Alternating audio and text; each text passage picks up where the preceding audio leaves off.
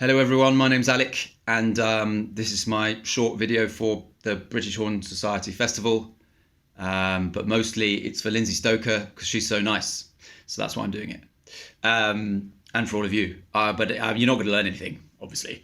Rather than go through some excerpts or something which I don't necessarily feel qualified to do, I thought I would warn you of the dangers of what I call horn Changeitis. I'm someone who has become a bit obsessed with the tiny differences between mouthpieces and instruments. I'm sure some of you can empathise, but I've done this so much that maybe those of you who haven't suffered for quite as long might be able to avoid some of the pitfalls that I've fallen into. I mean, sorry if some of this is obvious, but mouthpieces is an old classic because either we borrow them off colleagues or we spend money on them, which is even more stupid. These are two incredibly similar mouthpieces. This one sounds the tiniest bit brighter than this one, but that's only today because the change is so tiny. In a week I'll sound the same on both, and then this one, which I like at the moment, I'm going to discover in a week doesn't do quite the same things in some other repertoire that this one does. So you see, what's the point? Just do some more practice. I suppose the thing is, we think in our minds that the equipment is making a huge change, but actually the thing about playing the horn is the embouchure and your feeling and your form is different from day to day. That changes, so no amount of chopping and changing is going to help that. But my fundamental point is not that it's a big problem to change so much as you might think that it's an improvement, but I think in performance, as opposed to practice, suddenly our body tries to rely on muscle memory. Whereas when you're practicing, you're thinking a bit more. At least that's been my experience. Everything's going rather well.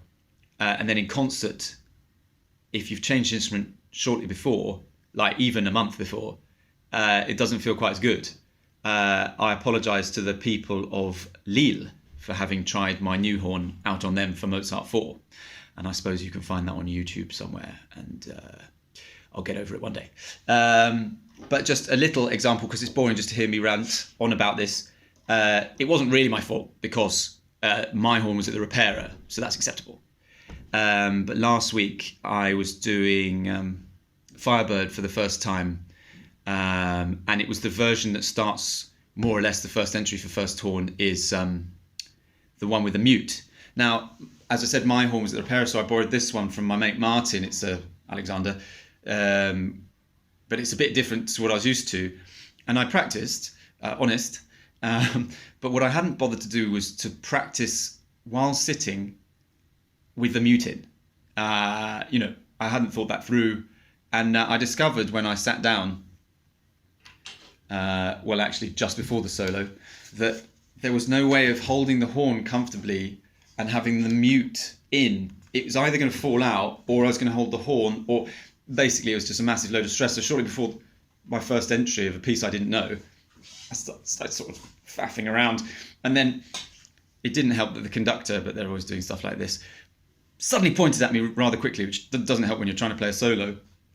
Anyway, so I started panicking, and it went something like this.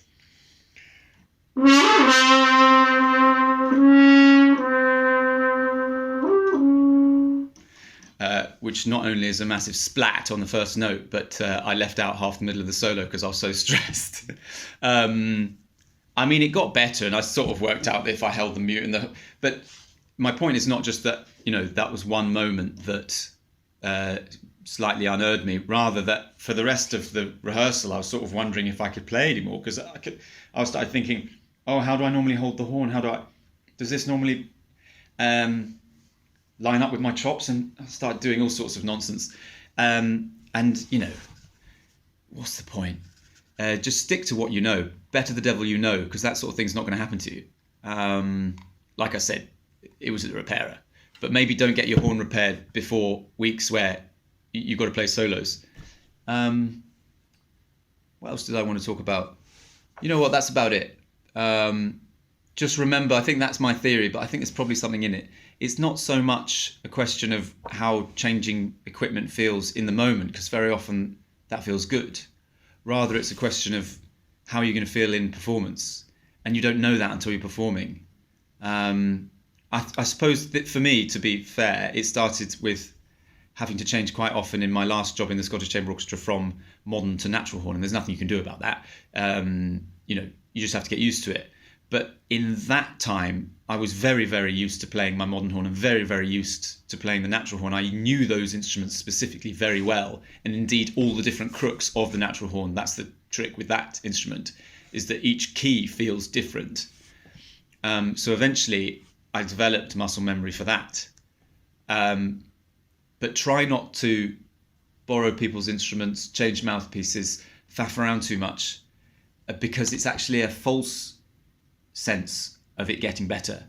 Because while it's fun, and I suppose for amateurs, maybe that's really just looking to make a beautiful sound for yourself, but it is also a little bit disconcerting when you suddenly sound much worse than you know you usually do. On the other hand, again, maybe for students, when I was a student at Guildhall, I had a 1103 with a terrible top B flat, and now most horns are better made, so you guys might not have that problem now. But anyway, my top B flat just was a total wolf note, although one of my teachers, Richard Bissell, could still play it, so I should just be a better horn player.